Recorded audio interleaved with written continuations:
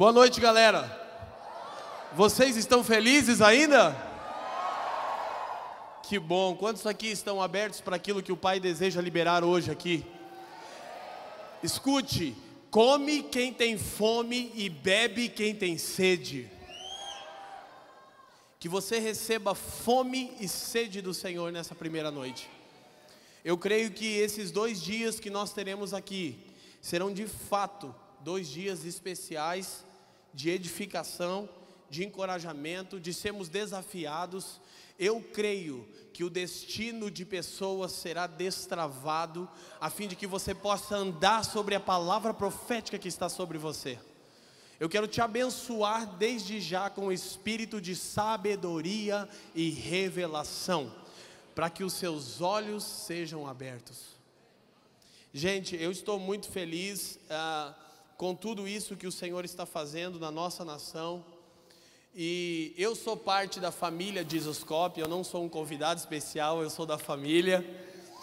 E eu tenho tantos amigos hoje aqui, que se eu fosse saudá-los, eu perderia um tempo valioso da minha ministração. Então sintam-se abraçados e saudados, mas especialmente eu quero honrar todo o time do Jesuscope, Douglas e Val, por tudo que vocês estão dando ao Senhor para promover isso para uma geração.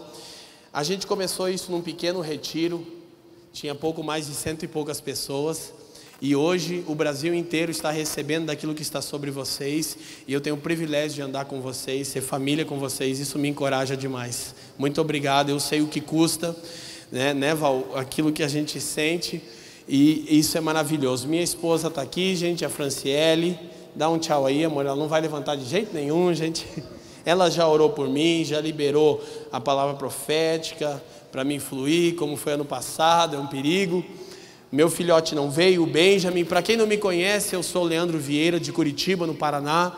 Eu sou parte do presbitério local da base missionária Casa de Oração Curitiba, onde nós treinamos e capacitamos pessoas e oferecemos oração e adoração contínua ao Senhor, num ambiente onde também cuidamos e zelamos por órfãos. Nós vamos falar um pouquinho sobre isso amanhã. Tem algo especial do Senhor desafiando uma geração para se enganjar na causa dele. Quantos querem participar do que Deus está fazendo?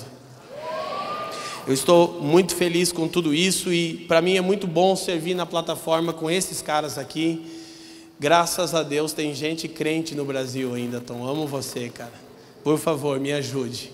Eu falei para o Tom, cara, eu preciso de um tangedor. Estou como Eliseu em 2 de Reis 3,15.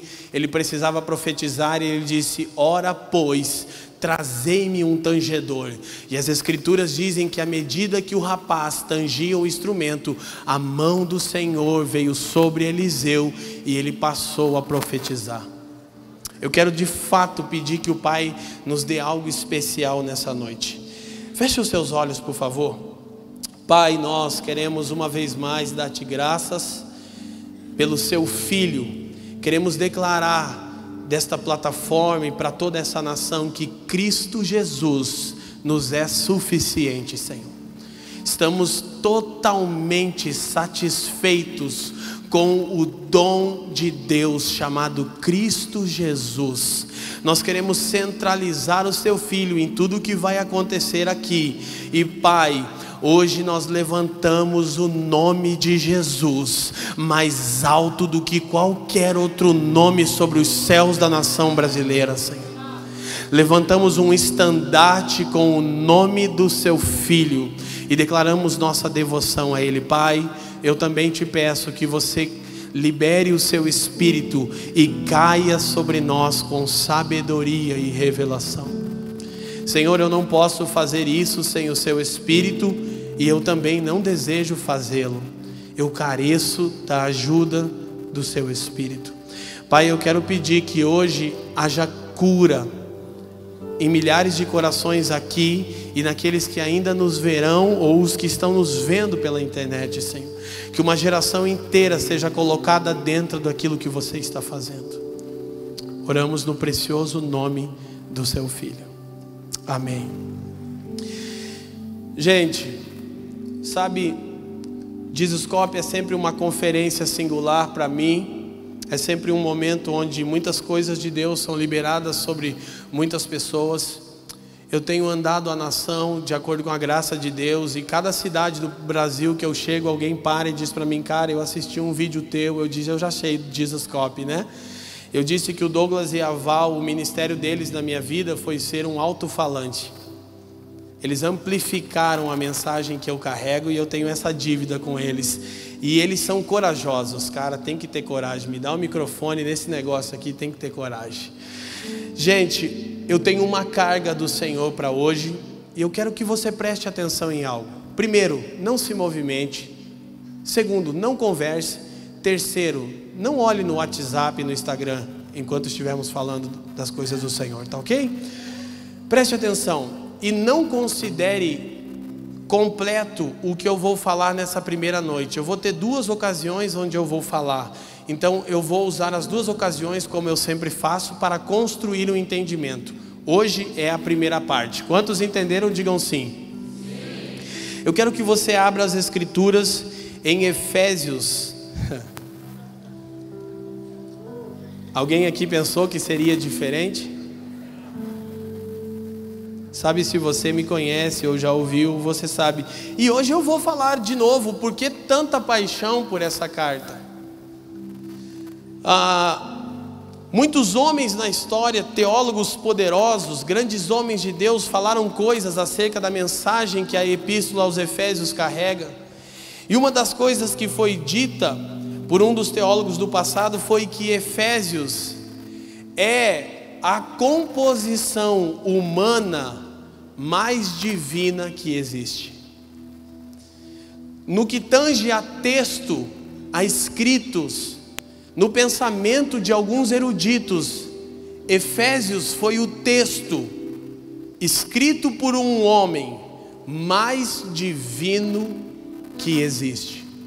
E do que trata essa poderosa epístola? Ela trata acerca daqueles a quem Jesus ama, o seu povo, a sua noiva, a sua igreja. Quem é a igreja do Senhor aqui nessa noite? Você é grato ao Senhor por isso? Sabe, e nós tanto temos abordado ao longo dos anos, são 16 anos, e andando o Brasil e outras nações, e hoje eu quero trabalhar algo que eu confesso que eu relutei um pouco com o Senhor, porque havia tanto desejo no meu coração de falar algumas coisas, mas o Senhor disse: eu quero que você fale sobre a igreja. Eu quero que você traga esperança para uma geração que desacreditou da minha igreja. E Ele me disse: assim como você, há 10 anos atrás, não acreditava mais. Hoje eu estou fechando um ciclo de 10 anos do dia que eu disse para Deus: eu estou fora. E do dia que Ele disse para mim: eu vou mostrar para você o que é a minha igreja. E hoje eu me considero um dos caras no Brasil que mais ama e zela pela igreja de Jesus nessa nação. E é difícil alguém zelar mais pela igreja do que eu. Tem que ter muito zelo, cara. E por ter zelo, hoje eu tenho algo para repartir com vocês, com aqueles que nos assistem e com milhares de pessoas que ainda verão o que vai acontecer aqui nesses dias. Eu quero desde já dizer uma coisa. Nós usamos várias expressões contra a igreja do Senhor, e uma que eu muito escuto no Brasil é: a igreja me feriu. Escute, a igreja não. Leandro, a igreja me machucou. A igreja de Jesus não. Ela não fere, ela não machuca. Algumas organizações humanas podem ter feito isso com você. A igreja me abandonou. Escute, a igreja não. A igreja não. E sabe, nós temos como proposta o reino de ponta cabeça, e você vai entender algo. O texto base para aquilo que eu vou trabalhar nessas 2 oportunidades e sessões de palavra está em Efésios capítulo 3.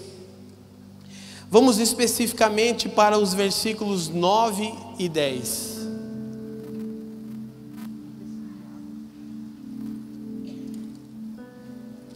Paulo vem falando acerca do mistério de Cristo, no versículo 4, que é a igreja. Em Colossenses, Paulo tem um tema central, o mistério de Deus. O tema de Colossenses é o mistério de Deus, que Paulo diz ser Cristo, em Colossenses capítulo 2. O tema central, escute, de Efésios é o mistério de Cristo. Diga, o mistério de Cristo.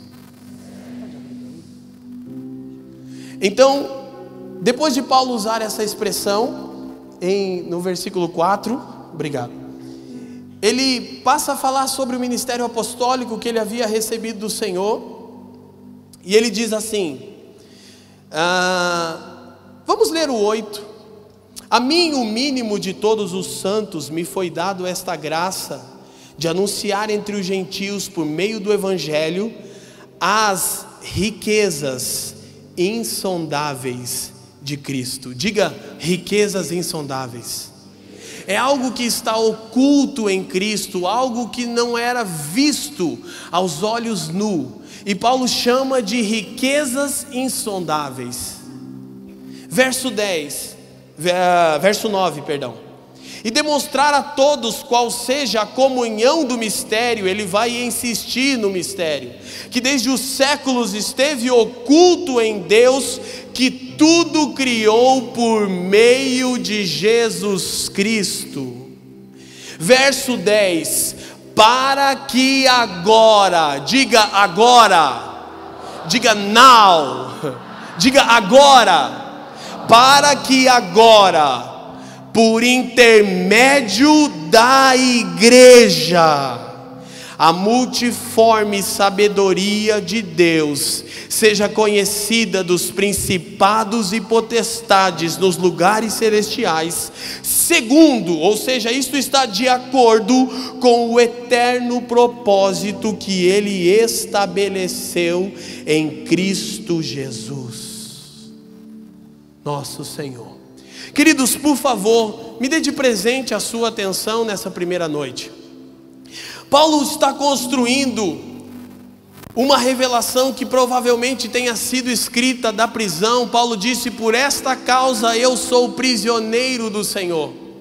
O peso de revelação dessa carta é tão alto que quando nós falamos sobre sermos prisioneiros, nós estamos falando que nós somos cativados por Jesus, e tem até um sentido meio romantizado. Paulo não, ele estava preso, e numa masmorra ele passou a falar acerca do propósito eterno de Deus e do mistério de Cristo, ou o mistério que estava oculto, ou a insondável riqueza de Cristo Jesus. Então ele disse que ele, sendo o menor, no verso 8 ele diz, o menor de todos os santos. Paulo é fantástico, meu ancião, e eu preciso honrá-lo, e isso é intencionalmente, porque ele está com quase 80 anos, e seus filhos e netos vão sempre ver esse vídeo. Meu ancião irmão Valdemar, a pessoa mais parecida com Jesus que eu já pude conhecer. Ele um dia disse para mim, Leandro, você tem um chamado apostólico, e você tem recebido revelações da parte do Senhor, mas todos querem as revelações de Paulo, porém não as suas aflições. E ele disse, sabe, Paulo uma única vez disse sobre ele, Leandro, ser o maior. Ele disse ser o menor dentre todos os santos. Ele disse ser o menor dentre todos os apóstolos. Ele disse ser o menor dentre todos os servos. E ele disse ser o maior dentre todos os pecadores. Ele disse, meu filho, por favor, aprenda com um apóstolo de verdade. Seja sempre Paulo, o pequeno, em grego. Então Paulo diz: a mim, o menor, o mínimo de todos os santos, eu recebi essa graça de anunciar o mistério de Cristo, as riquezas insondáveis. E aí ele passa a dizer e demonstrar a todos qual seja a comunhão desse mistério que esteve oculto por todos os séculos em Deus que tudo criou. Note o final do versículo: por meio de Jesus Cristo. Diga: tudo criou por meio de Jesus Cristo. Aí o 10 diz: para que agora por meio da igreja. Cara, por favor, nós precisamos entender o peso do versículo 10. O que Paulo está nos dizendo é que até aquele momento, tudo que Deus Pai havia feito, Ele havia feito por intermédio do seu Filho, Cristo Jesus. E que daquele momento em diante, tudo que Ele faria, seria por intermédio do corpo de seu Filho, a igreja. Por favor, guarde a sua boca para falar acerca da noiva de Jesus. Por favor, não use suas redes sociais para expor a nudez da igreja. Se há alguma área que você percebe que a igreja está carente, ocupe esse lugar, proteja. Sabe o que está acontecendo? Nós vamos trabalhar à medida que o Espírito Santo me permita. E como eu queria umas 5 horas agora. Há 5 minutos atrás eu não queria nem subir aqui para pregar, mas eu confesso que agora eu queria 5 horas. E talvez eu não conseguiria dispensar toda a bomba que está explodindo dentro de mim, de amor pela igreja de Jesus no Brasil, cara. Para que agora, por intermédio da igreja, tudo que Deus fez do Gênesis até o Calvário foi por meio de Cristo Jesus, o seu Filho. E na última etapa dessa obra de Deus, seu Filho tinha um corpo físico. O Verbo encarnou, João 1,14. Mas ele estava limitado a um corpo físico. E ele disse: é melhor para vocês que eu vá. E sabe, os discípulos não entenderam aquela conversa de João 13:14. Porque a melhor coisa que havia acontecido na vida daqueles pescadores e letrados era Jesus, cara. E Jesus disse: convém que eu vá, porque se eu não for, o Espírito Santo não virá. E nós precisamos entender muito, cara, é como se a gente tivesse combinado mostrar esse livro. E nós não combinamos, só Jesus que combinou. Por quê? Porque a tarefa do Espírito Santo é edificar a igreja até a estatura de Jesus. Escute o que eu vou lhe falar. O Brasil tem brincado muito com os moveres de Deus e com a unção. Nós ainda não compreendemos. É claro que o Espírito Santo traz manifestações, traz carinho, traz afago, traz dons, e tudo isso nós queremos, temos recebidos, estamos abertos, e é para a edificação. Mas escute, a principal manifestação do Espírito Santo não são os dons, os sinais ou os prodígios. A principal manifestação do Espírito Santo é tornar alguém parecido com Jesus. Você sabe como resumir a nossa história em um versículo? 4:13 de Efésios. Quando Paulo então passa a construir a dinâmica da unidade do Espírito, da unidade da fé, e como eu gostaria de ler, mas vou resistir. E ele passa a falar sobre os dons de Cristo e o funcionamento dos ministérios da igreja. Então no versículo 13 ele diz assim: tudo isso é até que todos cheguemos à estatura de varão perfeito. É na carta aos Efésios onde o ministério do Espírito Santo alcança a sua plenitude. Agora, fato é que isso ainda não é uma realidade, mas há de ser sim. E nós vamos caminhar nisso, mas eu quero que você guarde 3:10 de Efésios. Eu ouso dizer para o Brasil que é uma das palavras proféticas mais importantes para essa nação. Efésios capítulo 3, versículo 10. Para que agora, por intermédio da igreja. Paulo disse que isso é de acordo com o eterno propósito. Olha como Deus pensou o eterno propósito. Deus pensou assim: de Gênesis 1 até Mateus 28, tudo que eu fizer, vou fazer por intermédio do meu filho.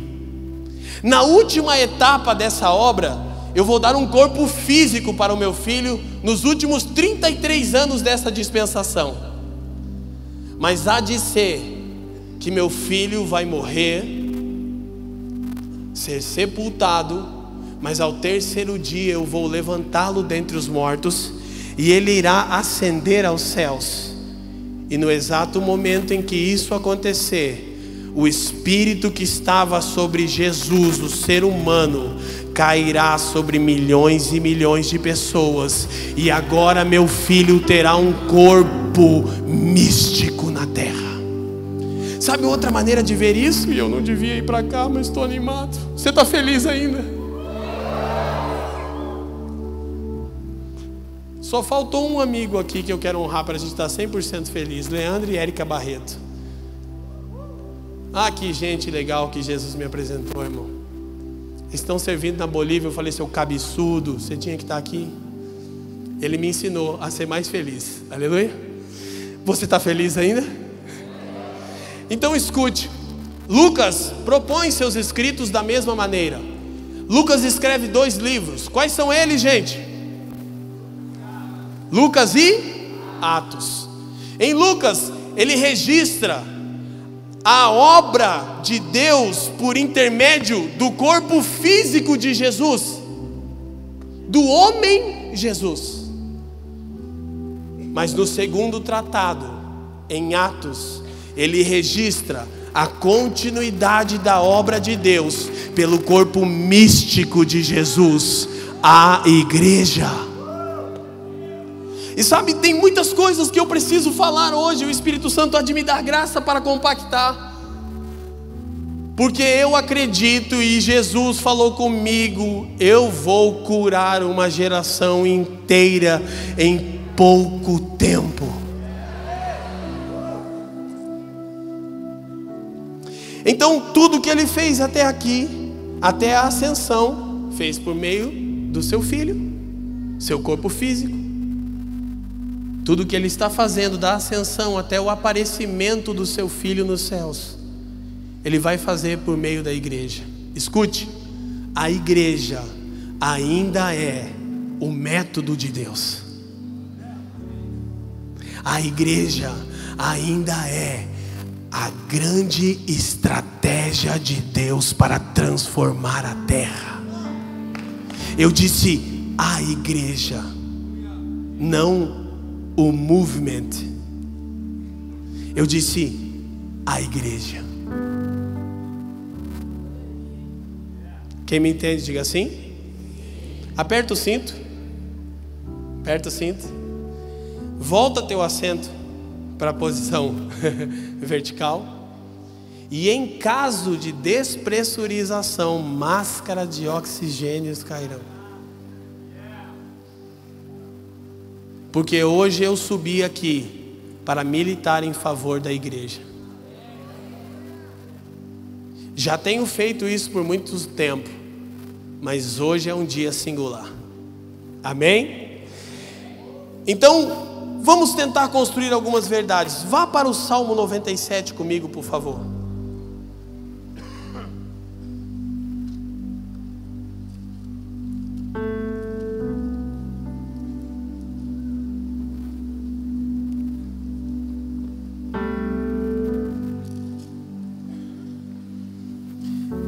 Verso 2 diz: nuvens e escuridão estão ao redor dele, justiça e retidão são as bases do seu trono. Então note uma coisa, o que esse texto está nos dizendo? Que Deus governa com justiça e retidão. Deus tem nas bases do seu trono, de um lado, justiça, e do outro lado, retidão. Justiça fala de posição correta, tzedeque. Retidão fala de endireitar aquilo que estava torto. Agora note, volte para Efésios, na carta em que Paulo está falando sobre o mistério de Cristo, no capítulo 4, por favor. E nesse primeiro momento eu teria a necessidade de ler alguns textos com vocês, de uma forma um pouco mais acelerada, a fim de que possa trabalhar tudo o que eu desejo. Efésios capítulo 4.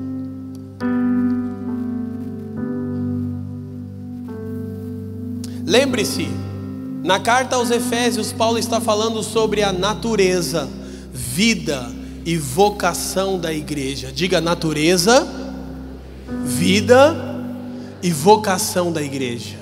Mais uma vez, natureza, vida e vocação da igreja. Então ele está construindo uma ideia, parênteses rápido.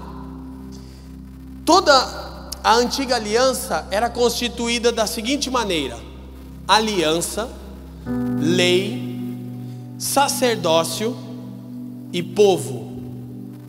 Ok? Como Paulo constrói a sua teologia? Mostrando na carta aos Hebreus, ou se não foi ele o autor de Hebreus, no problem. O assunto da carta aos Hebreus é como houve a mudança da aliança e do sacerdócio. O assunto da carta de Paulo aos Romanos e aos Gálatas é como houve a mudança da lei, também era um dos parâmetros do pacto de Deus. E o assunto de Paulo em Efésios é a mudança do povo, da nova raça, do novo tipo de gente que Deus estava criando em Cristo Jesus, a igreja.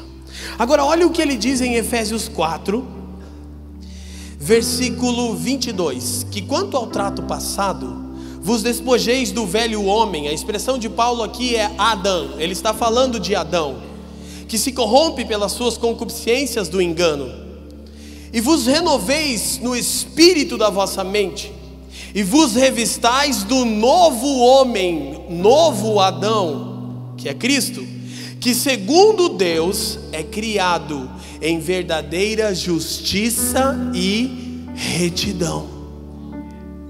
Presta atenção em algo. As bases do trono de Deus são justiça e retidão. O novo homem criado em Cristo, que é a igreja, é criado em justiça e retidão. O que Paulo está tentando nos dizer? Que a igreja é o método de Deus para reordenar o caos no planeta Terra. A igreja é o meio pelo qual Deus reina. E eu repito, o método de Deus ainda é a igreja, agora por intermédio da igreja. Agora, por favor, entenda algo. Leandro, mas nós não estamos aqui propondo falar de reino? Sim. E por que você está falando de igreja? Eu vim numa conferência de reino, tipo meio, eu queria uma coisa meio americanizada, por favor. O método de Deus não é copiar os americanos, cara. Escuta o que eu vou te falar, com muito cuidado, eu vou explicar. O movement e o church tem prazo de validade. O movement e o church tem prazo de validade. Por quê? Por church, eu quero dizer essa onda de copiar a América na esperança de encontrar a resposta. Sabe qual é a resposta? A vida de Cristo em nós, Cristo em vós, a esperança da glória. Essa é uma promessa para a igreja. E, por favor, não me interprete mal, nem torça as minhas palavras. Eu amo tudo que Deus tem feito na América. Mas graças a Deus eu sou brasileiro e não desisto nunca. Aleluia. Glória a Deus. Sabe por quê? Porque nós estamos já há muito tempo importando métodos. E é agora que a intercessão aumenta o nível. Tipo, cadê o intercessor do Jesuscope, o Cactus? Tinha que estar aqui comigo hoje, Douglas. Como, já definiu o nome dele? Não, Cactuscope, sei lá. Escuta, por que falamos de igreja? E não ainda do reino? Porque igreja fala de quem somos, reino de como nos movemos. O reino é a consequência de entendermos quem nós somos em Cristo, a igreja. Só que parece que a minha geração está sempre fragmentando as coisas.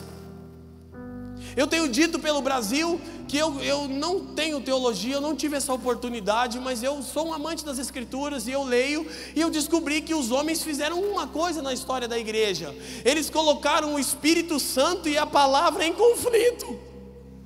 E as pessoas dizem: você precisa escolher, ou você é da palavra, reformado, ou você é pentecostal, do manto, terra, água e fogo. Aí eu disse: vem cá, quem foi que disse, onde está nas Escrituras, que eu tenho que escolher entre o Espírito e a palavra? O Espírito e a palavra nunca estiveram em conflito. O Espírito é quem vivifica a palavra. Eu quero as Escrituras, eu quero tudo que Deus tem feito na história por intermédio dos irmãos reformados, e eu quero todo o fogo de Deus. Da mesma forma, o movement, o church, está separando igreja e reino. Não, eu estou no reino, tipo, igreja está por fora. Ei, agora por intermédio da igreja. Não há conflito. Reino é a consequência daqueles que se tornaram a igreja. Igreja fala de quem nós somos, reino de como nos movemos a partir disso. Então nós precisamos observar algumas verdades, e eu ainda quero reforçar essa minha fala. Ai, Jesus, aleluia. Diga assim: vai dar tudo certo. Lembra aquele louvor antigo? Se a gente colocar a nossa fé em ação. Vai, Tom, fica você que está melhor. Você está feliz ainda? Mateus capítulo 16, rapidamente.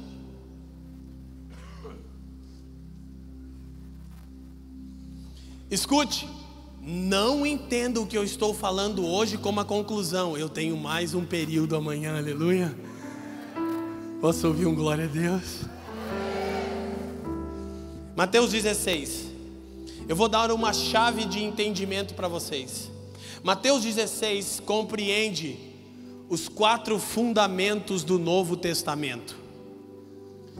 Eu não vou ler todo o texto, vou ler só os versículos e explicá-los rapidamente.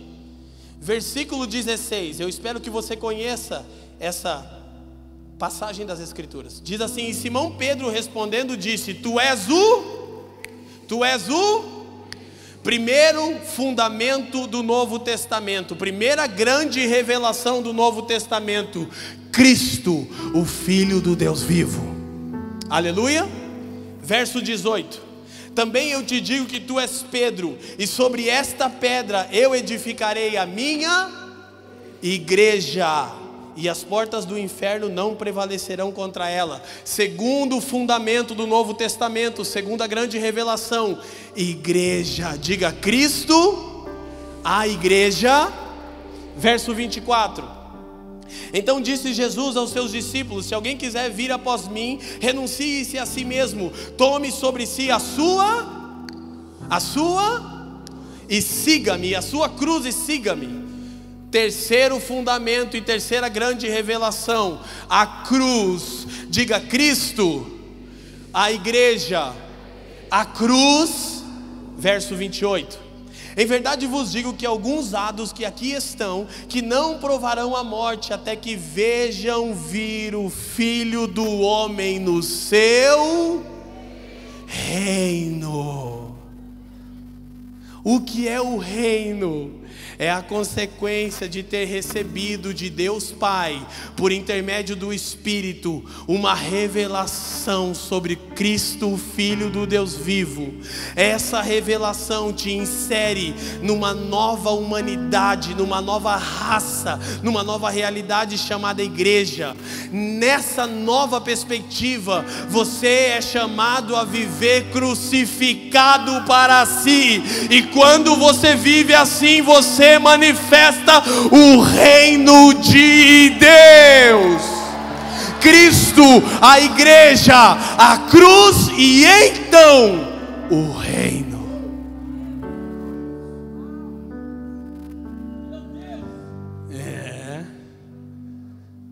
E muito precisa ser dito, mas eu disse, é uma chave, guarda, ela abre uma porta e te coloca num novo lugar. Mas é só para quem crê. Eu quero mais uma vez abençoar vocês com espírito de sabedoria e revelação. E todos os que nos assistem, para que seus olhos sejam abertos e vocês possam ver.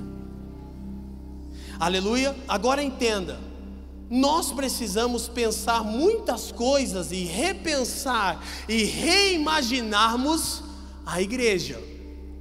Fica tranquilo, tenha em mente, essa mensagem é a primeira parte. Tanto eu vou colocar algumas questões que nós precisamos repensar, como o que Jesus está fazendo, para então depois poder continuar à medida que o Espírito Santo me permita. Agora escute, sabe qual tem sido o nosso problema? Que nós estamos sempre procurando métodos ou fórmulas, e eles não são ruins em si mesmos. Muitos deles serviram ou até servem para relembrar princípios bíblicos. Mas se eles se tornarem messiânicos, eles se tornam um grave problema. A visão é Cristo Jesus. 26:19 de Atos, Paulo disse: ó rei Agripa, eu não fui desobediente à visão celestial. Ele não estava falando de um método, ele estava falando de uma pessoa que ele viu na estrada de Damasco. A visão é Cristo. Aleluia. Aleluia. Não, aleluia. Escute, e nós sempre temos abordado o Novo Testamento em busca de fórmulas e métodos. E nós, enquanto fizermos isso, queridos, não iremos alcançar a alegria do Espírito de Cristo na vida da igreja. Esta era a razão das suas práticas. Os irmãos compartilhavam a vida do Senhor em si mesmos, e não eventos ou programas. Tudo se tratava de realidade e essência. Mas enquanto abordarmos o Novo Testamento em busca de métodos e fórmulas, nós não iremos alcançar a alegria do Espírito de Cristo na vida dos primeiros irmãos. O que eles compartilhavam não eram métodos, não eram eventos, não eram programas. Era a vida do Senhor que cada um carregava em si. Cristo em mim, Cristo em você, a esperança da glória, a edificação mútua. Se tratava de essência, se tratava de realidade. E sabe, nós temos feito isso já por bastante tempo, e muitas coisas serviram. Ok, precisamos com sabedoria e humildade reconhecer. Muitas coisas serviram para nos trazer até onde estamos. mas boa parte delas não serve mais. Nós precisamos compreender isso. Quando você olha para Atos 2, só anote 42 ao 47. Você conhece aquele famoso texto. Você descobre o método de evangelismo de Deus. Uma comunidade chamada igreja, vibrante e saudável, que persevera na doutrina dos apóstolos, na comunhão, no partir do pão e nas orações. E isso gerava entre eles temor, e haviam sinais e prodígios. E à medida em que eles viviam alegremente, gozando do Espírito de Cristo, o Senhor acrescentava à igreja os que haviam de ser salvos. O método de evangelismo de Deus se chama igreja. Ainda é a vida da igreja. Vida da igreja, querido, sabe, é muito mais do que programas e eventos ou encontros cronometrados. Muitos deles são bons, são úteis, mas não pode ser o centro. Não podem ser messiânicos, não podem tomar o lugar do Cristo, do Espírito Santo. A igreja é um organismo vivo, ela é um corpo. Não podemos sufocar ela. Quem me entende, diga assim. Agora nós precisamos entender algo. Anote Mateus capítulo 21. E eu não irei ler por causa do tempo. Eu quero que você se atenha a algo. Mateus capítulo 21 fala sobre a identidade da igreja. Jesus entrou no templo e expulsou não só os que vendiam, expulsou também os que compravam.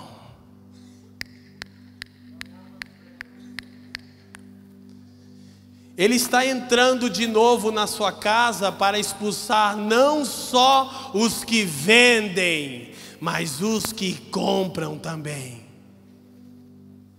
Não só os que vendem o evangelho, mas os que financiam esse mercado evangélico podre.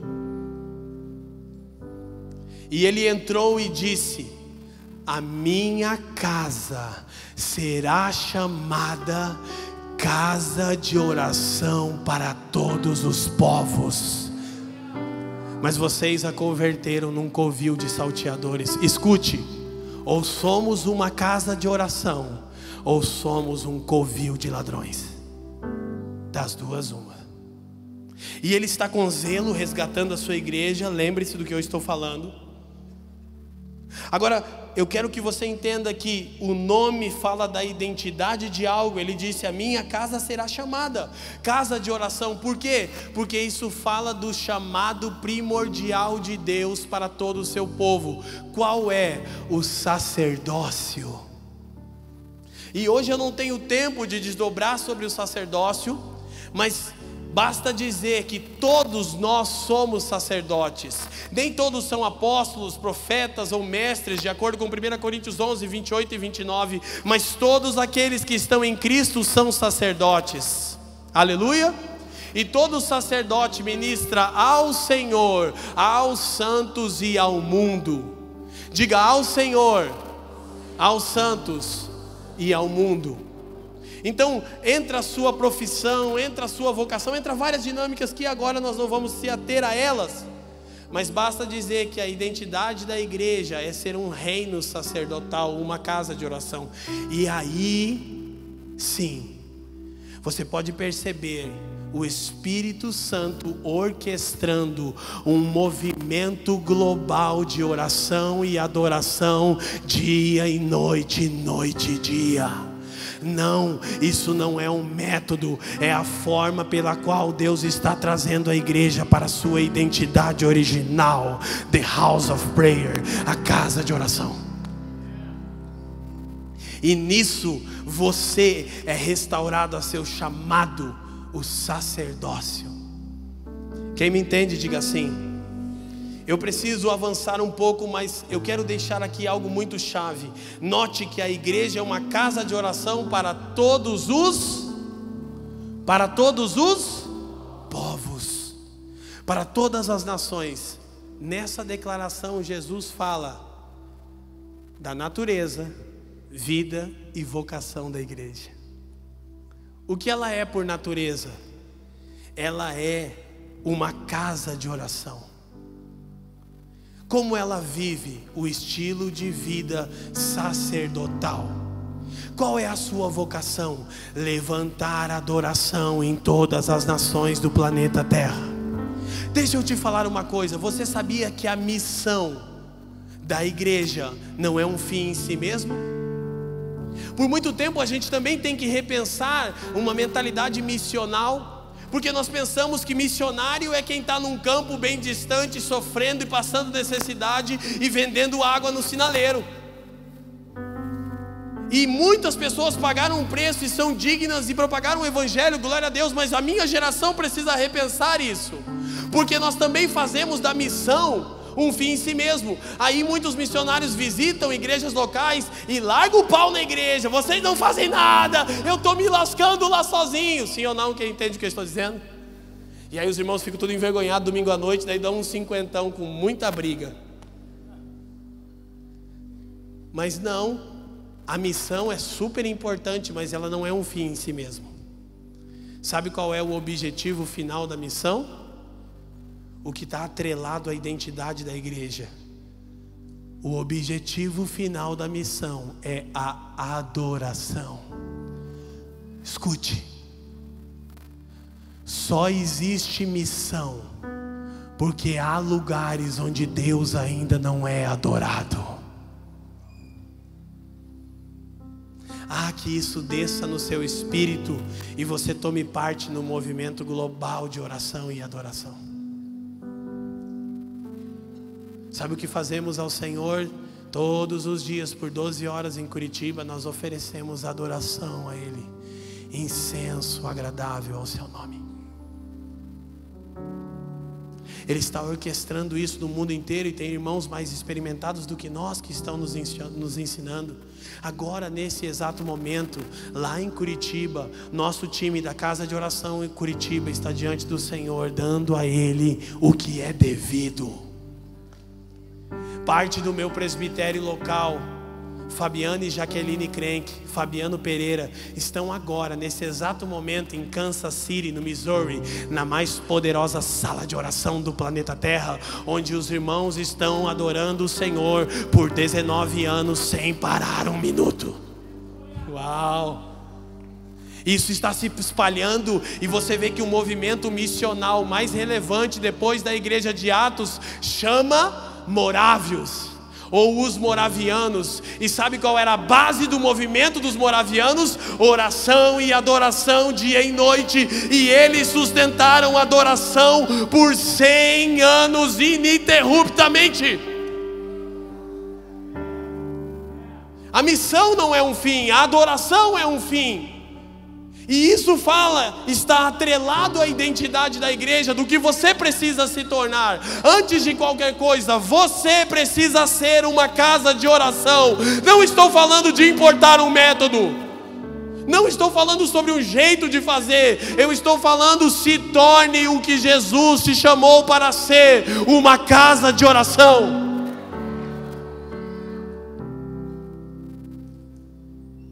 O objetivo final da missão é a adoração. Só existe missão porque há lugares nas nações, nas tribos e nos povos onde Deus ainda não é adorado e reconhecido como o único Senhor.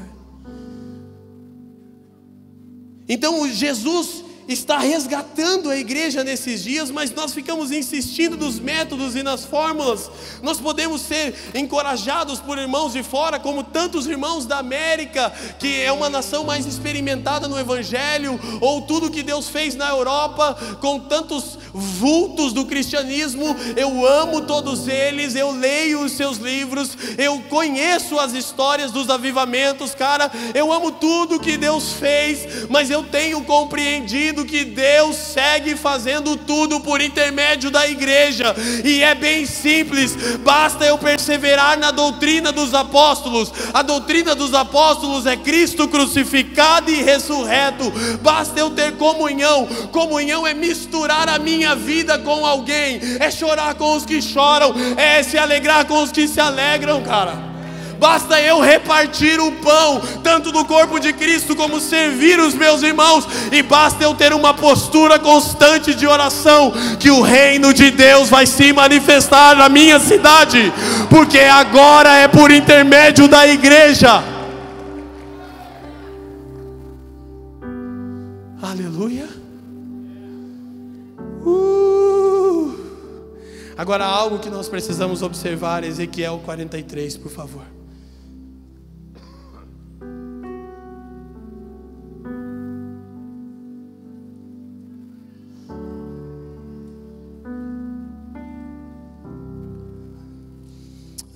Cara, Jesus vai curar uma geração inteira de um trauma.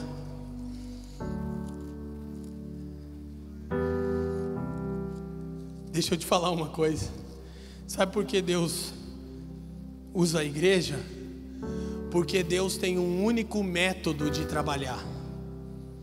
O método de Deus para manifestar realidade espiritual é a encarnação. Deus encarnou no seu Filho e fez todas as coisas de Gênesis 1 a Mateus 28.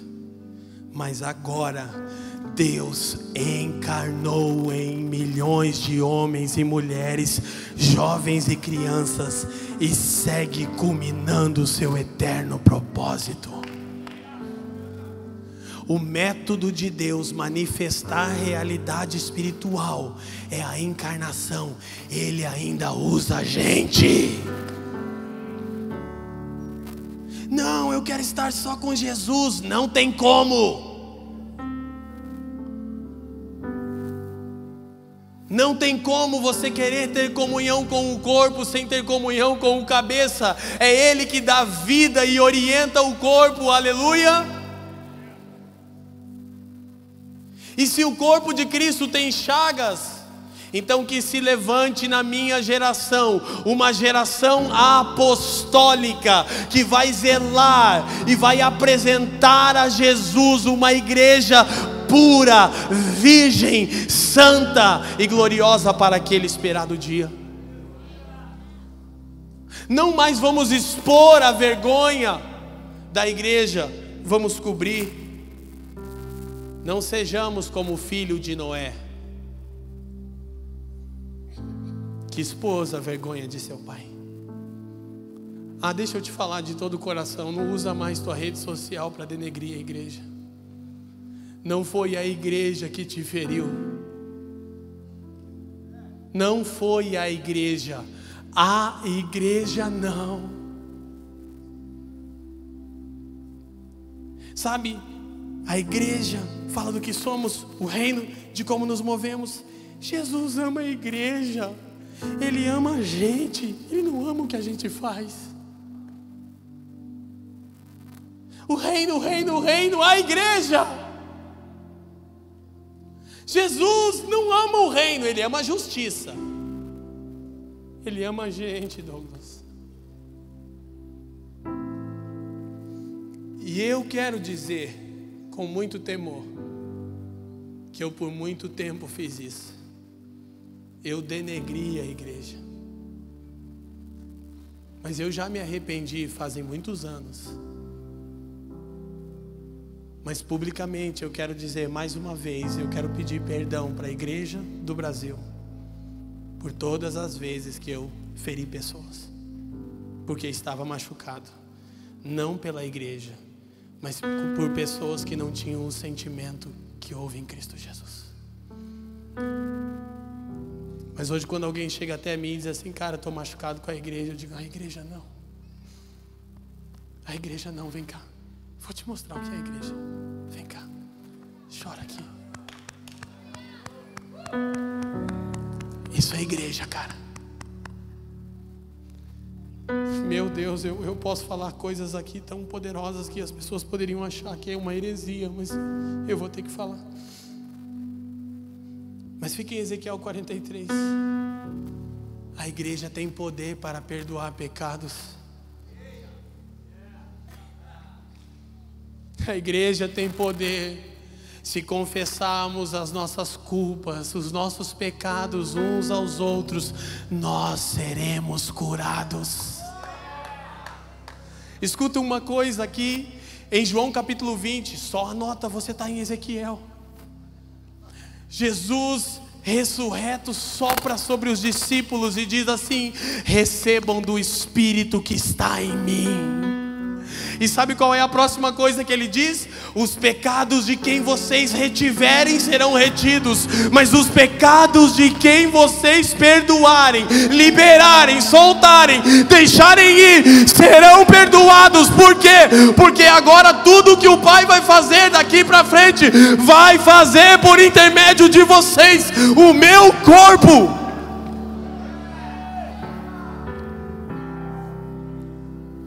Sabe, obviamente eu não farei o que me veio à mente, mas se eu mencionasse o nome de alguns grandes homens da história do Brasil, pregadores, no exato momento que eu falasse o nome de alguns deles, tem um na minha mente agora, ele mora em Brasília, você na hora atrelaria o nome dele com a palavra adúltero. E aí hoje esse irmão está cheio de mágoas e rancores, porque por 20 anos a igreja retém o pecado sobre ele. Não, eu não estou respaldando o que ele ensina, não, eu não estou respaldando quem ele é, eu só estou dizendo que da minha parte eu o libero. Por quê? Porque eu também quero ser perdoado pelo meu Senhor. Porque se eu não perdoar aquele que me ofende, eu não serei perdoado. Você lembra? São bases da nossa crença. Por quanto tempo dentro das nossas comunidades alguém cai e a gente colocou o pecado sexual num altar. Se você falar fulano caiu, o cara já pensa adulterou, eu sabia. É como que só isso fosse pecado. Tem gente avarenta, servos de Mamon. Tem gente orgulhosa, soberba, que não submete, mas tudo bem. Mas se o cara pecar na área sexual, aí a gente vai lembrar para sempre, ele é um adúltero. E ele nunca mais será visto como nós. Só que o nosso Deus chamou um adúltero e assassino de homem segundo o coração dele, Davi. Não era só um adúltero, ele era um assassino. E Deus disse: achei! Graça! Graça, graça, e se você precisa, receba graça, receba graça, receba graça, igreja brasileira, receba a graça de Deus em Cristo Jesus. Se hoje você está nessa conferência frio e com o seu coração endurecido, se você está nos assistindo, eu quero dizer, nós perdoamos você, somos um com você, levante-se. Aleluia. Mas eu preciso correr. Então veja Ezequiel 43. Sabe por que eu tenho poder para perdoar pecado? Porque eu ando e me movo no mesmo espírito que Jesus andava e se movia. Ele: recebam o Espírito Santo e lembrem de qual espírito eu sou. E sabe qual será a consequência de nos perdoarmos mutuamente, André? Os sinais e prodígios voltarão para o meio do povo de Deus. Sabe por quê? Tinha no esboço essa parte. Você lembra quando Jesus curou o paralítico? Que abriram o telhado e desceram ele? É um dos textos que o Ben gosta, né? Ele ficou bem chocado com essa história a primeira vez que ouviu. Eu não disse, mas eu preciso dizer aqui para ficar registrado: meu filho é um dos mais poderosos profetas do Brasil. Ele tem 5 anos, aleluia. Eu amo ele é demais. Ben e a mim. Mas escute, quando Jesus curou aquele paralítico, ele disse assim: homem, perdoados estão os teus pecados. E os fariseus murmuraram. E ele disse: então vocês não acreditam que eu tenho poder para perdoar pecados? Para que eu tenho poder? Para fazer milagre? Qual é o objetivo do poder do Espírito que está em mim? Perdoar pecados. Mas para que vocês saibam que eu tenho poder para perdoar pecados, get up! Levanta e anda. Quando nós nos protegemos e nos perdoarmos, os sinais e prodígios voltarão para o meio da igreja e o reino será manifestado. Por quê? Porque agora é por intermédio da igreja. E o que a igreja é? Ela tanto é uma família para o pai, quanto é uma esposa para o filho, quanto é uma casa para o Espírito. Aleluia. Efésios 2:19, Efésios 2:22, Efésios 5:27. Família para o pai, esposa para o filho, morada para o Espírito Santo. Glória a Deus. Você está feliz ainda? Você está com a igreja de Jesus, e aqui você é amado. Então Ezequiel 43 há uma palavra de ordem para nós. Diz assim: tu pois, ó filho do homem, verso 10, tu pois, ó filho do homem, mostra à casa de Israel esta casa, ou este templo, para que se envergonhe das suas maldades e meça o modelo. Diga: meça o modelo. Escuta, eu já vi que eu não vou poder ir até onde eu queria, então eu vou parar na hora certa e vou continuar amanhã cedo, aleluia. Eu não sei onde que eu estava com a cabeça, que eu achei que eu ia conseguir falar tudo que Jesus botou no meu coração. Meu Jesus, eu estava até 2 horas antes, eu falei: ai Douglas, meu Deus, socorro, não sei o que falar. E daí eu orei, eu tomei até remédio. Eu falei: ai meu Deus, está acontecendo alguma coisa. E aí eu falei com Jaqueline Crenque. Você precisa ouvir, cara, Fabiana e Jaqueline Crenque. Eu honro meus amigos. Eu disse: Jaque, ora por mim. Eu fiquei a tarde inteira falando com todo mundo, o mundo inteiro. Eu falei: pede para o Mike Bico aí ele fazer um turno por mim, por favor. Ela: por quê? Eu falei: eu estou passando mal, estômago, cabeça. Ela falou: graças a Deus, o dia que você perder isso eu vou ficar preocupada, né? Eu falei: obrigado. Ela disse: o nome disso é temor. Eu disse: e aumenta? Ela disse: sim. Eu falei: ai meu Jesus, e a gente aguenta? Eu acho que não. Mas eu tenho temor de servir o povo do Senhor, aleluia. Essa parte que eu também não precisava contar, porque eu perdi um tempo, mas eu também gosto de conversar com os irmãos, aleluia. Vocês estão felizes ainda, sim? Esse aqui sou eu, não tem jeito não. Eu estou mais comportadinho, eu estalei menos os dedos, tá? Pra vocês não reclamar muito. Então, olha o que está acontecendo. Deus mostra e dá uma planta para Ezequiel. Onde Ezequiel está profetizando? No cativeiro babilônico. Por que eles estão em Babilônia? Uma das razões é porque eles confiaram mais no método do que em Deus. Se você olhar textos, eu não lerei, mas é importante que você anote, como Jeremias 7, anteriores ao cativeiro babilônico, você vai descobrir que uma das razões pela qual o povo foi parar no cativeiro é porque eles continuavam cultuando a Deus com os seus corações endurecidos. E Deus disse a Jeremias: se coloca na porta do templo e diz para eles que não adianta eles ficarem dizendo o templo do Senhor. Por favor, leia Jeremias 7 em casa. Então o povo vai parar no cativeiro, o templo é destruído, e aí agora eles estão no cativeiro. Cara, Deus é fantástico, o Tom liberou. Deus fala: eu vou trazer juízo, porque vocês se enrijeceram na forma, e só porque Salomão construiu um belo templo, vocês acham que isso me agrada. Mas eu não habito em templo feito por mãos de homens, eu habito no templo que eu mesmo fiz. E a propósito, uma dosezinha maior de propósito eterno. Só há duas coisas na Bíblia que Deus fez com suas próprias mãos: o homem, em Gênesis 1:26, e a nova Jerusalém, em Hebreus 11, do 8 ao 10. Ele é o arquiteto e construtor. Só tem duas coisas que ele fez com suas mãos: você e a cidade que vai descer do céu, e Deus habita em ambos. Mas o templo, no período de Israel, era uma figura, uma metáfora. Então simbolizava uma realidade que hoje nós experimentamos, ou ao menos deveríamos. Mas eles confiaram mais naquilo, então foram parar no cativeiro. E aí, quando no cativeiro acharam que Deus havia esquecido deles, Deus diz: eu é que sei os pensamentos que tenho sobre vocês.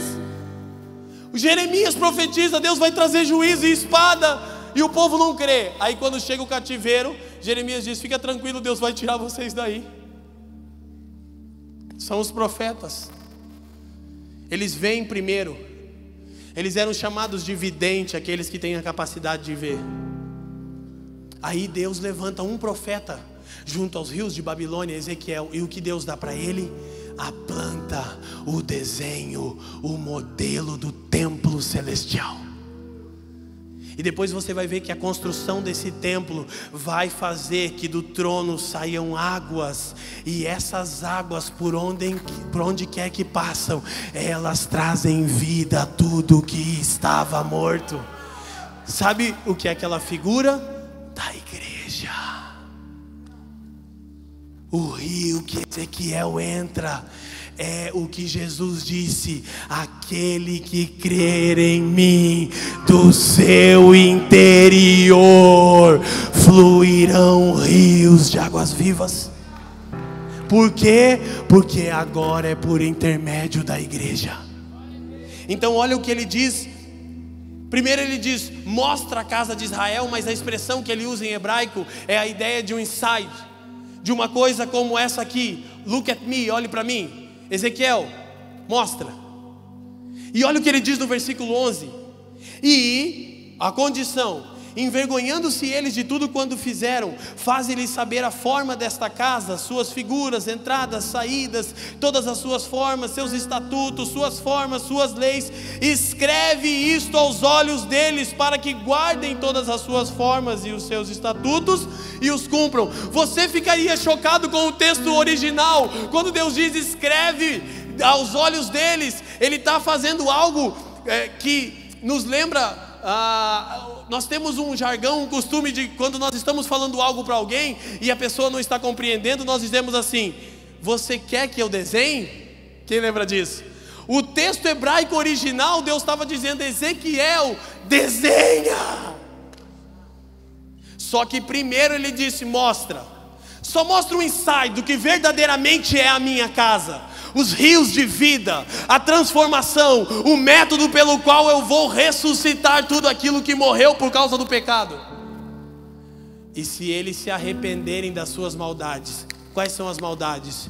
De tudo aquilo que a gente construiu até aqui fora do modelo original, fora do desenho. Quem está entendendo, diga assim. Só o modelo do céu trará a realidade do céu. Há um tabernáculo no céu, e Hebreus capítulo 8 explica isso. Mas nós vamos seguir adiante amanhã com isso. O que eu quero que você entenda: se hoje gerar arrependimento no nosso coração por esse pequeno insight do que é a casa de Deus, Ele vai dar à igreja brasileira uma planta, um desenho. Ele vai levantar homens apostólicos que entendem da edificação, da estrutura e do modelo original da igreja. Eu oro para que vocês sejam batizados com o Espírito apostólico, com a capacidade de edificar a casa de Deus. Quem está entendendo o que eu estou dizendo, diga assim. Então nós vamos terminar agora. Vá para Marcos capítulo 5. Eu dei um salto naquilo que eu organizei para que eu possa voltar amanhã, mas eu preciso terminar aqui. Marcos 5. Quem está sendo edificado aqui? Quem está sendo encorajado aqui? Você está hoje aqui para receber a vida de Jesus que emana da sua igreja. Receba vida de Deus agora. Aleluia. Marcos capítulo 5.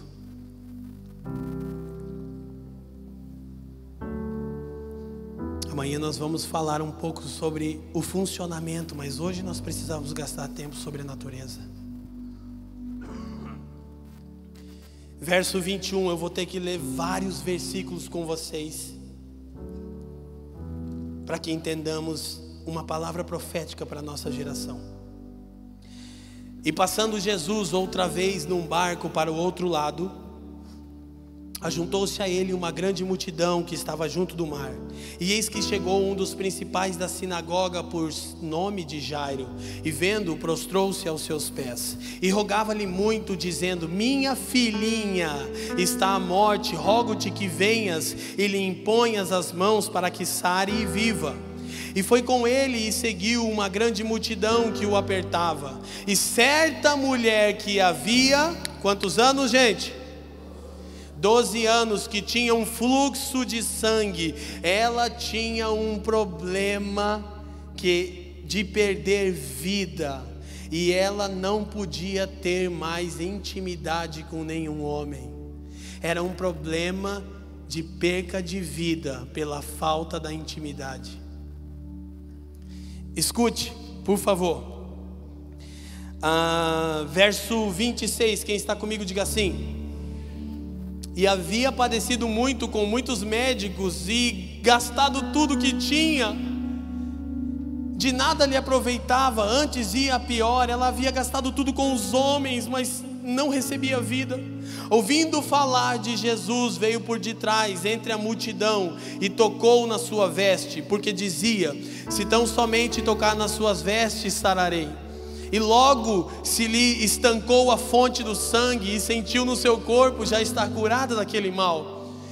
E logo Jesus, conhecendo que poder de si mesmo saíra, voltou-se para a multidão e disse: quem tocou as minhas vestes? E disseram os seus discípulos: vês que a multidão te apertas e dizes quem te tocou, cara? Tem 15.000 pessoas aqui. E ele olhava em redor para ver quem o fizera. Ele sabia que alguém tinha tocado ele diferente, cara. Sabe uma coisa, segura aqui: o judeu usa um manto, e na orla desse manto, de acordo com Números 34, ele fazia bordas, e aquelas bordas eram para lembrar o judeu que eles deveriam amar a Deus com toda a sua força. Sabe onde aquela mulher tocou? Na paixão que Jesus tinha por Deus, cara. Na orla do seu manto, onde estavam os tzitzi, filactérios. Deus disse: você fará bordas para lembrar de amar o Senhor. E cada vez que um judeu olhava para a borda, ele dizia: eu preciso amar a Deus com tudo o que sou. E naquele dia aquela mulher tocou no amor de Jesus pelo Pai. Ela foi curada. Mas sabe? Então diz assim, o verso 33. Quem está comigo diga assim: então a mulher que sabia que lhe tinha sucedido, temendo e tremendo, aproximou-se, prostrou-se diante dele e disse-lhe toda a verdade. E ele lhe disse: filha, a tua fé te salvou, vai em paz e ser curada do teu mal. Aí algumas bíblias têm um tópico e separam a história e te impedem de entender que a história continua. Sabe, Jesus não estava ali para curar aquela mulher. Ele se deixou achar por ela. Ele estava indo acordar a menininha. E verso 35 diz: estando ele ainda falando, chegaram alguns dos principais da sinagoga, a quem disseram: a tua filha está morta, por que você enfadas o mestre?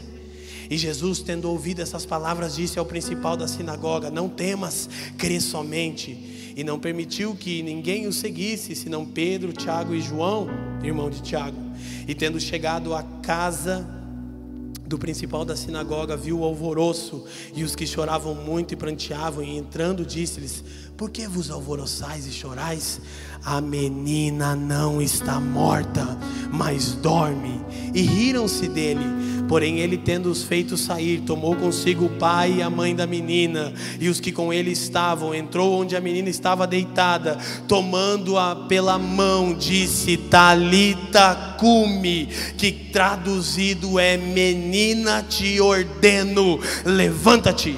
E logo a menina se levantou e andava, pois já tinha quantos anos? 12 anos. E assombraram-se com grande espanto, e mandou-se-lhe expressamente que ninguém soubesse, e disse: dei de comer a ela. Escuta o que Jesus está fazendo no Brasil. Há sim uma perspectiva e uma parte da igreja que por falta de intimidade estava perdendo vida por muito tempo. Por quanto tempo estava perdendo vida? Mas nesse tempo Jesus estava preparando uma menininha. Escuta, sabe uma das razões pela qual eu chorei aqui? Porque nessa plataforma passaram alguns dos homens de Deus que mais me impactaram. Eu nunca nem sonhei em pregar nessa plataforma. E é por isso que eu estou aqui, porque eu não procuro as plataformas. Mas aqui gravaram-se DVDs dos meus preferidos tangedores. Jason Upton veio a primeira vez no Brasil, e naquele canto ali liberava Sons and Daughters to the Living God em 2007, e eu chorava e dizia: eu não tenho dinheiro, eu queria tanto estar lá. E Jesus disse: Leandro, hoje você está aqui, libera o reino sobre os meus filhos, cara. E eu disse: Jesus, como é isso? Ele disse: é porque todo o tempo que a mulher estava perdendo vida, escute, eu não desisti da mulher, mas ela terá que atravessar a multidão e me tocar, porque eu estou vindo levantar a menininha.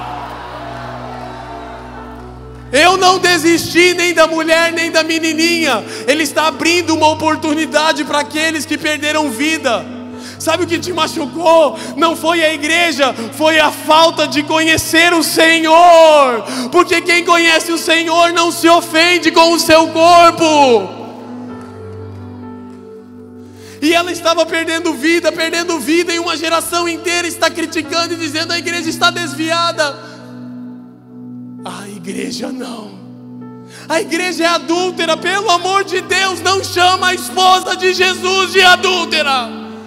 A igreja não. Mas sim, boa parte da igreja vem perdendo vida. E alguns dos que aqui estão assim e que nos assistem. Mas hoje Jesus está te dando a oportunidade de tocar nele e receber cura. A mulher tem que tocá-lo. A menininha, ele veio tocar. Ah, cara, feche os seus olhos, sentado mesmo. Pai, eu quero te pedir que você possa liberar o seu espírito agora de uma forma especial. Libera cura, Senhor, libera cura, Senhor, libera cura. Libera cura agora, Senhor. Libera cura sobre a igreja brasileira. Jesus, nós profetizamos cura. Senhor, restaura relacionamentos. Senhor, traga os filhos pródigos para casa de novo, porque agora é por intermédio da igreja. Há uma geração inteira desigrejada, Senhor. Traga eles para casa de volta. Traga-os para casa. Nós chamamos vocês de volta. Nós somos a sua família. Nós somos a sua família. Somos seus pais, somos suas mães, somos seus irmãos. Nós somos. Jesus, cura o fluxo de sangue agora na vida dos meus irmãos aqui. Se você precisa de cura, fique em pé no seu lugar. Se você foi machucado na sua jornada, fique em pé onde você está. Você precisa tocar o Senhor. Ah, Jesus, eu quero pedir cura sobre essas pessoas agora, Senhor.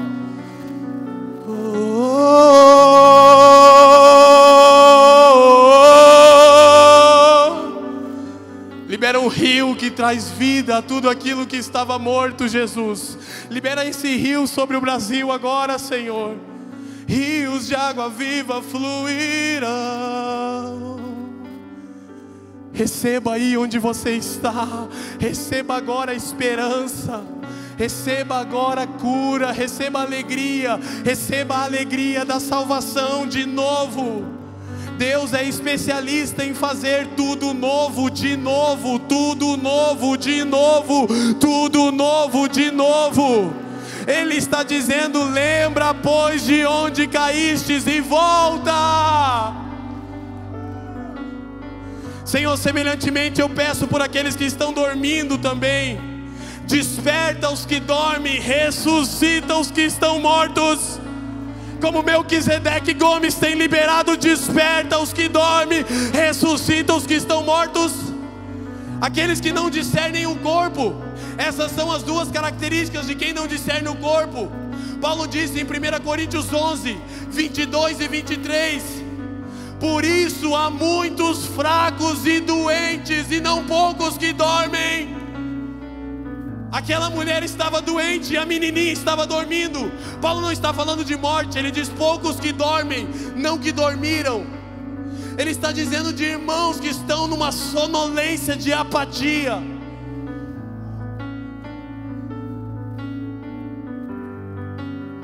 Havia uma mulher doente e havia uma menina dormindo. E Paulo diz: quem não discerne o corpo de Cristo causa doença e sonolência espiritual. Ele diz: esta é a razão.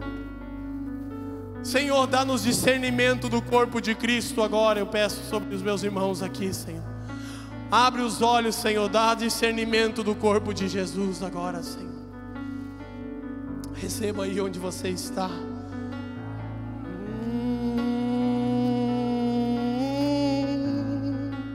Receba mais, vamos, deixe o Espírito internalizar a palavra em você.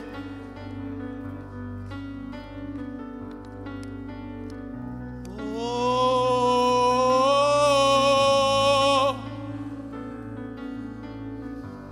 ah, let it flow, let it flow, let it flow, Tom, deixa fluir, deixa fluir, deixa fluir.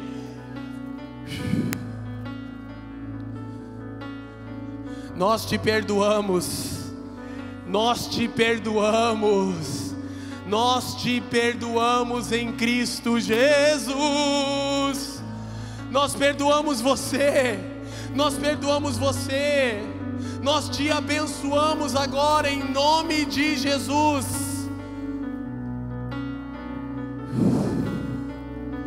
Libera o seu Espírito aqui, Senhor. Libera o seu Espírito aqui, vamos. Vamos. A mulher tem que atravessar a multidão e tocar na orla do seu manto para estancar a sangria.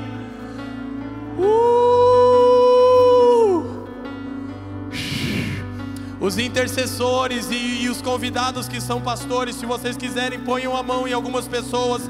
Eu sei, nós não temos tempo, mas cara, deixe o Espírito Santo fluir. André, vamos fazer isso, cara. Toquem em algumas pessoas, o time de intercessão.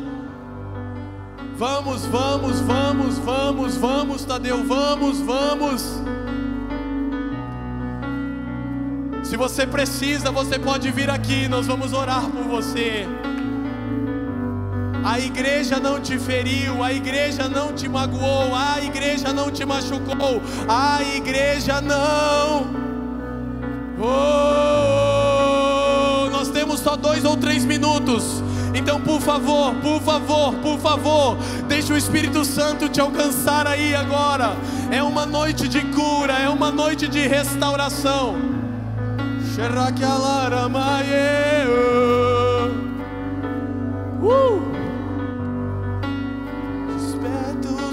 Dormem, ressuscita os que estão mortos. Desperta os que dormem, ressuscita os que estão mortos.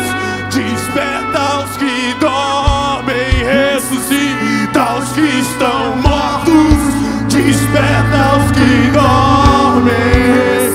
Vamos, Tom, vamos, Brasil. Desperta os que dormem, ressuscita os que estão mortos.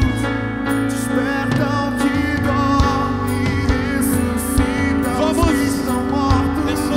Desperta os que dormem, ressuscita os que estão mortos. Faça disso o seu clamor. Desperta os que dormem, ressuscita os que estão mortos. Vamos juntos. Desperta os que dormem, ressuscita os que estão mortos. Deixa o Brasil ouvir. Desperta os que dormem, ressuscita os que estão mortos. Desperta os que dormem, ressuscita os que estão mortos. Desperta os que dormem. Vamos todos juntos. Desperta os que dormem, ressuscita os que estão mortos. Desperta os que dormem. Agora, por intermédio da igreja, desperta os que dormem, ressuscita os que estão mortos. Vamos todos juntos, let it flow, let it flow, let it flow. Deixa fluir o rio. Desperta os que dormem, ressuscita os que estão mortos. Vamos, desperta os que dormem, ressuscita os que estão mortos. Desperta os que dormem, ressuscita os que estão mortos. Seja cheio do Espírito Santo de vida. O que nenhum homem fez, vem fazer. O que a história nunca viu, vem cumprir. Tudo escrito em Joel. Aviva-nos, vem fazer. O que nenhum homem fez. Sobre o seu passado, não vou mais olhar atrás. Meu passado não importa mais. Eu sou livre. Sobre o seu passado nós dizemos: não vou mais olhar atrás. Meu passado não importa. Diga: eu sou livre. Eu sou livre. Vamos, levante suas mãos e diga: não vou mais. Eu não vou mais voltar atrás. Meu passado não importa mais. Eu sou livre. As vozes, não, vamos, Tom. Não vou mais voltar atrás. Meu passado não importa mais. Vamos. Eu sou livre. Profetizamos sobre a igreja brasileira. Eu não vou mais voltar atrás. Meu passado não importa mais. Eu sou livre. Não vou mais olhar atrás. Levante sua voz. Eu não vou mais olhar para trás. Meu passado não importa mais. Vamos, Brasil. Eu sou livre. Vamos, igreja brasileira, levante-se. Eu não vou mais olhar atrás. Meu passado não importa mais. Eu sou livre. Por favor, levante a sua voz o mais alto que você puder e diga: eu não vou mais olhar para trás.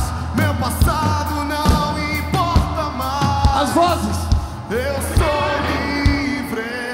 As vozes e a batera. Eu não vou mais.